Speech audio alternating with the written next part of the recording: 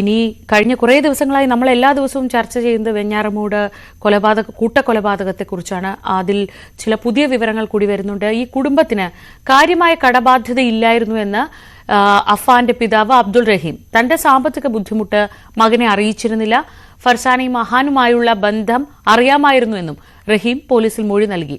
അതേസമയം കട്ടിലിൽ നിന്ന് വീണു പരിക്കേറ്റു എന്നാണ് ചികിത്സയിലുള്ള മാതാവ് ഷെമി മജിസ്ട്രേറ്റിന് മൊഴി നൽകിയത്. കൂട്ടക്കൊലയ്ക്ക് കാരണം സാമ്പത്തിക ബാധ്യതയാണെന്നാണ് പ്രതിയുടെ മൊഴി. 45 ലക്ഷത്തോളം രൂപ കടമുണ്ടെന്നാണ് അഫാൻ പോലീസിനോട് പറഞ്ഞത്. എന്നാൽ കുടുംബത്തിന് അത്രയേറെ കടബാധ്യതയില്ലെന്ന് അഫാന്റെ പിതാവ് അബ്ദുൾ റഹീം പറയുന്നു. തീർക്കാവുന്ന കടമേ കുടുംബത്തിന് ഉണ്ടായിരുന്നുള്ളൂ. ഒരാഴ്ച മുൻപും അഫാനുമായി സംസാരിച്ചിരുന്നു. പിന്നീട് എന്താണ് സംഭവിച്ചതെന്ന് പോലീസ് അന്വേഷിച്ചു കണ്ടെത്തട്ടെയെന്നും അബ്ദുൾ റഹീം പറഞ്ഞു. സാമ്പത്തിക പ്രശ്നമായിട്ടൊന്നും അങ്ങനെ വലിയ പ്രശ്നങ്ങളൊന്നുമുള്ള കുടുംബമല്ലായിരുന്നു ഞങ്ങളത്. സാമ്പത്തിക പ്രശ്നം വലിയ പ്രശ്നമല്ല. പിന്നെന്താണ് സംഭവിച്ചതെന്ന് വെച്ചാൽ അറിയത്തില്ല. അതിനിപ്പം പോലീസിന്റെ നിയമവശം അവരെ തെളിയിക്കാനുള്ളതാണ്. എനിക്കറിയത്തില്ല ഇതിനെ കുറിച്ച് കൂടുതലൊന്നും. അവനായിട്ട് മിക്കവാറൊക്കെ വാട്സാപ്പ് വഴി സംസാരിക്കുകയായിരുന്നു.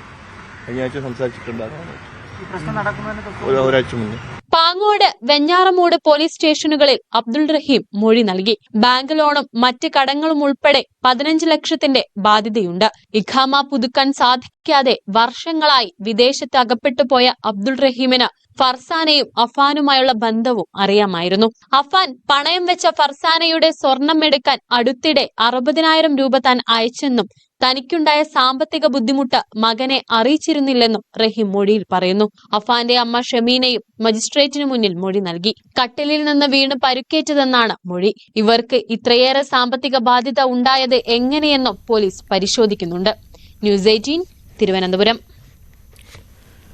വിനോദ് വിവരങ്ങളുമായി. വിനോദ്, ഈ റിപ്പോർട്ടിന് ഇപ്പോൾ നമ്മൾ കണ്ട റിപ്പോർട്ടിനും അപ്പുറത്ത് മറ്റു ചില ഞെട്ടിക്കുന്ന വിവരങ്ങൾ കൂടി വരുന്നുണ്ട്. അത് അഫാൻ 2 പേരെ കൂടി കൊല്ലാൻ പദ്ധതി ഇട്ടിരുന്നു എന്നതാണ്. ആരാണ് ആ 2 പേർ? എന്താണ് പ്രകോപനം? ഇപ്പോൾ ഇതുവരെ നടന്ന കൊലപാതകങ്ങളിലൊക്കെ അഫാൻ പറയുന്നത് സഹായിക്കാത്തവരോടുള്ള ദേഷ്യം, കൂടുതൽ ഇഷ്ടമുണ്ടായിരുന്നവരെ ഒറ്റപ്പെടുത്താതിരിക്കാൻ വേണ്ടിയുള്ള നീക്കം, ഇങ്ങനെയൊക്കെയാണ് പറയുന്നത്. ഈ 2 പേരോട് എന്തായിരുന്നു പ്രശ്നം? ഇതാരാണ്? ബന്ധുവായ സ്ത്രീയും ഇവരുടെ മകളുമാണ്. ഇവരോട് വൈരാഗ്യമുണ്ടായിരുന്നു. സാമ്പത്തികമായി സഹായിച്ചില്ല. സാമ്പത്തിക സഹായം ആവശ്യപ്പെട്ടെങ്കിലും സാമ്പത്തികമായി സഹായിച്ചില്ല.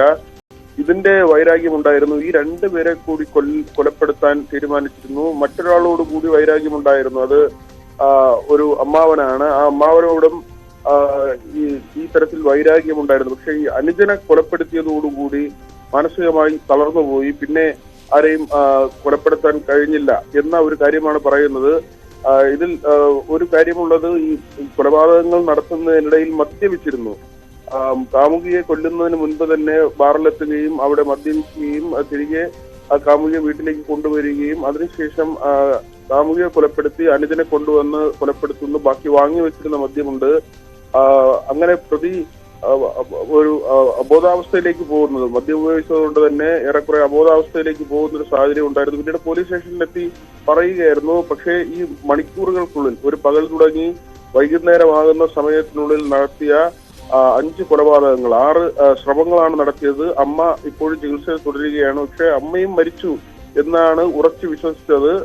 അങ്ങനെ 6 കൊലപാതകങ്ങൾ ഈ ഒരു സമയത്തിനുള്ളിൽ 3 സ്ഥലങ്ങളിലായി സഞ്ചരിച്ച് ഏതാണ്ട് 25 കിലോമീറ്ററിലധികം ദൂരം വരുന്ന പ്രദേശങ്ങൾ 3 കേന്ദ്രങ്ങളിലായി 3 സ്ഥലങ്ങളിലായി സഞ്ചരിച്ച് ഈ കൊലപാതകങ്ങൾ നടത്തുന്നു. അതിനുശേഷം പിന്നെയും പട്ടികയിൽ ആൾക്കാരുണ്ടായിരുന്നു എന്ന വിവരമാണ് മനസ്സിലാക്കുന്നത്. അതായത് ഈ സാമ്പത്തിക ബാധ്യത തന്നെയാണ്. കുടുംബത്തിലുള്ള ആളുകൾ സഹായിച്ചില്ല എന്ന വൈരാഗ്യം.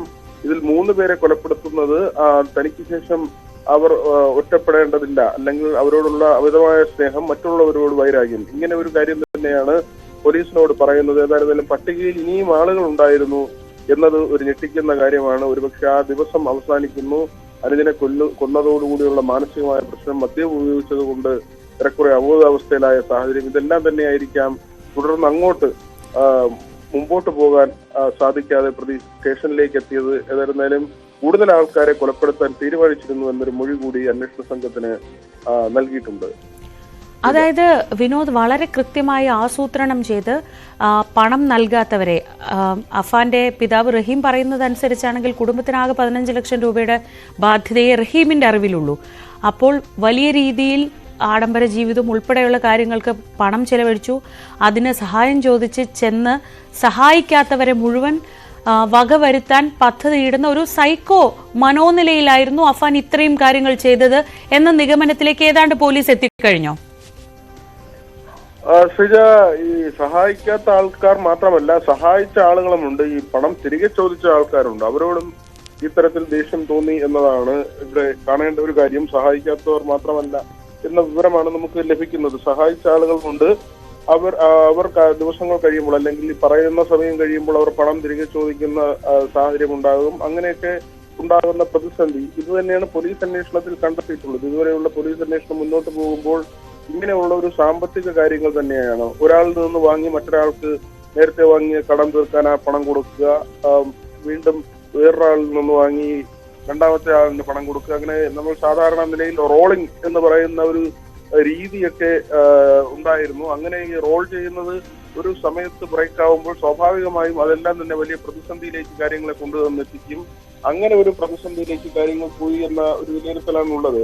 അതേസമയം അബ്ദുൾ റഹീം അദ്ദേഹത്തിന് ഇതിനെക്കുറിച്ച് വലിയ ധാരണയില്ല. അദ്ദേഹം വിദേശത്തായിരുന്നു. അതുകൊണ്ട് തന്നെ ഇവിടുത്തെ മുഴുവൻ സാമ്പത്തിക ഇടപാടുകളെ കുറിച്ചും അദ്ദേഹത്തിന് ഒരു വ്യക്തമായ ഒരു ധാരണയിൽ ഇന്നലെ അദ്ദേഹം സംസാരിക്കുമ്പോൾ അദ്ദേഹത്തിന്റെ ബൈക്കിൽ അദ്ദേഹം പറയുന്നതും അങ്ങനെ തന്നെയാണ്. അങ്ങനെ വലിയ ഭീകരമായ സാമ്പത്തിക ബാധ്യത ഉള്ളതായി അറിയില്ല, അദ്ദേഹത്തിന് അറിയില്ല.